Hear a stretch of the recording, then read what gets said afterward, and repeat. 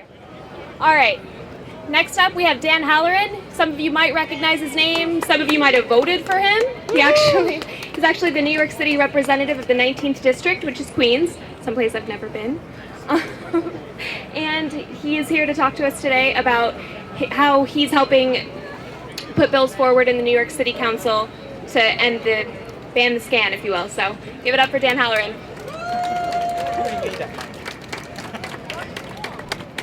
How you doing? I'm New York City Councilman Dan Halloran. I'm the lone Libertarian on the City Council. It's a very lonely place. Very lonely place. I actually ran as a Republican, a Conservative, an Independence Party, and a Libertarian Party member because at this point, there's one side of the street that dictates everything that goes on at the council. You know how that works. We're in a bad place in New York City because we have been the epicenter for the terrorists. We wind up in this place where we keep talking about more and more protection, more and more security, more and more infringement of your rights in the name of security. And you know, Benjamin Franklin said it best when he said, those who will sacrifice their liberty for security will in the end have and deserve neither. And that's where we're headed. That's the problem with big government. It continues to absorb your rights, and as it absorbs your rights, it doesn't give them back to you.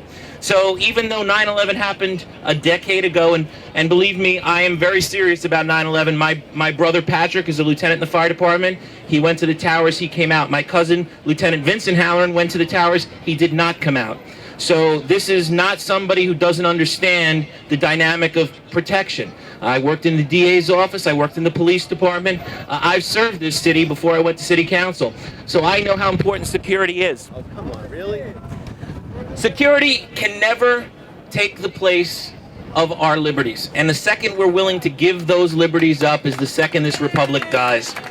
We continue to march onwards towards a democracy. We do not want a democracy. Mob rule is not the answer. The answer is an ordered liberty in a Republican democracy. And that's what we're losing. Go ahead. Look, the TSA has spent a lot of time trying to explain to you this is non-invasive.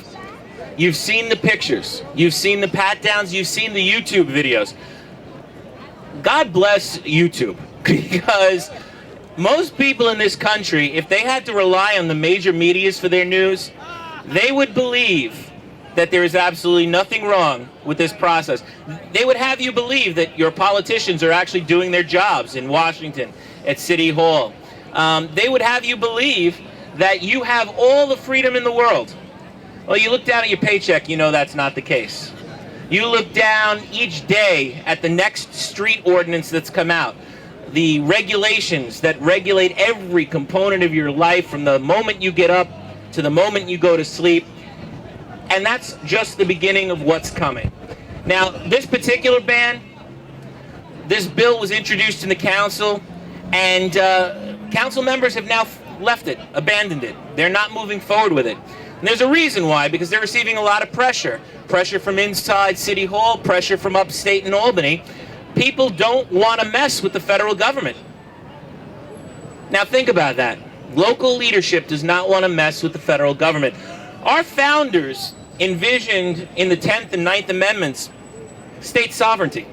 They envisioned the fact that we, the people, were more powerful than the government. It's why we have a Second Amendment. I know in New York City we forget about that. We pretend it doesn't exist. We like to say that the Second Amendment is about a militia, but it's not. But it's not. The Second Amendment is about us being more popular, more powerful, more important than the federal government. And that's not the case anymore. It's part of the problem in this whole scheme. Now, we can continue down the path of being sheep, or we can start to make a stand. We can start saying no to a progressively more dictatorial government. And it starts with people like you, on the street, in a park, on a Friday afternoon after work. It starts when you guys say to your elected officials, what are you doing about this issue? And showing up with a petition with 5,000 signatures on it, with 500 people at the council office, or 5,000 people at City Hall to say enough is enough. But it starts in a park, it starts in a place like this. It starts with our younger people, in particular, who are off to college and graduate school, who are going to fight the institutionalized morass that we have in education today. You know, it's not a left or right problem. It's not a conservative and liberal problem. It's about fundamental freedoms, something that both the left and right claim they believe in.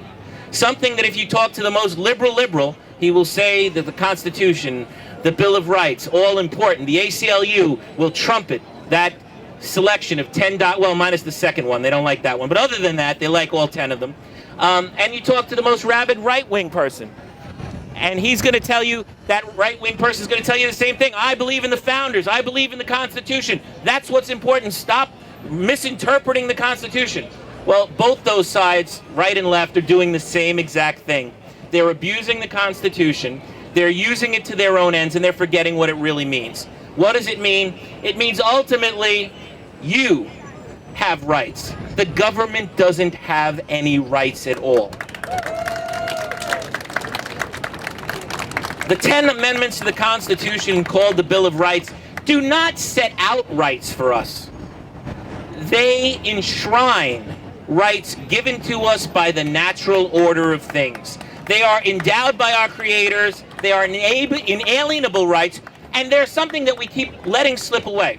Now, I'm not saying that this isn't an important issue when it comes to being safe on an airline.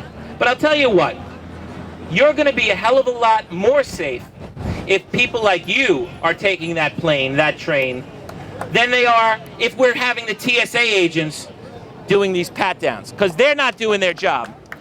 And every time the government does something, what does it do? It messes it up further. Have you ever seen the government do anything efficiently in its entire existence? No, absolutely not. The federal government is now taking more policing powers, another grave threat to the Bill of Rights, because the feds are not supposed to have police powers. Police powers are reserved to the state and local governments. The TSA, what it's doing right now is setting a benchmark that other federal agencies will now be able to use to justify a continued pattern of behavior. And that will be more and more encroachments on your person, on your liberty. Look, at the end of the day, we all know we need to keep the airlines safe. We need to be able to fly in a secure environment. There are plenty of passive methods to do that. Radiological, biological, and chemical detectors already exist in those locations. The general pass-through detectors are already there. The metal detectors are already there. There is nothing that stops this government from figuring out the better way to do this, except for one thing.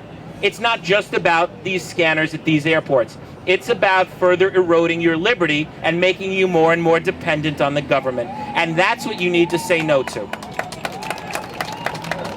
I'm just going to leave you one more thought as I step off the stage. You know, a lot of people are out there talking about scandals that are broken in the media.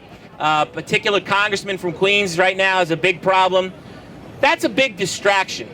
It's a big distraction from the fact that no one's talking about the debt ceiling that's about to be raised again. No one's talking about a $70 billion New York City budget, okay, that has more holes in it than Swiss cheese. The mayor throws out issues about firehouse closings and teacher layoffs, and we don't talk about the scandals inside the contracts, like City Time, which is 4 times above where it should be spent, which has had people indicted for padding the books on a computer program designed specifically to protect the integrity of timesheets in New York City, and they padded the books while they were writing the software. I mean, these are the kinds of things we have to do to root out corruption in government. And we can't be distracted by the press, which is going to throw you the latest salacious story. So listen, keep your noses down, pay attention, read the blogs, the alternative medias, pay attention to YouTube. If it's up there, it's probably worth seeing.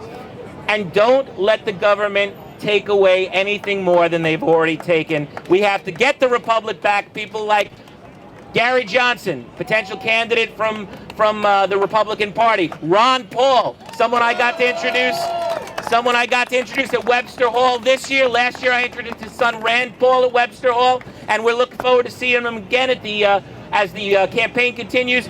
You guys keep fighting for liberty. This is going to be an ongoing campaign for liberty, and don't let our country or our founding fathers down. Thank you very much. Man, you are talking.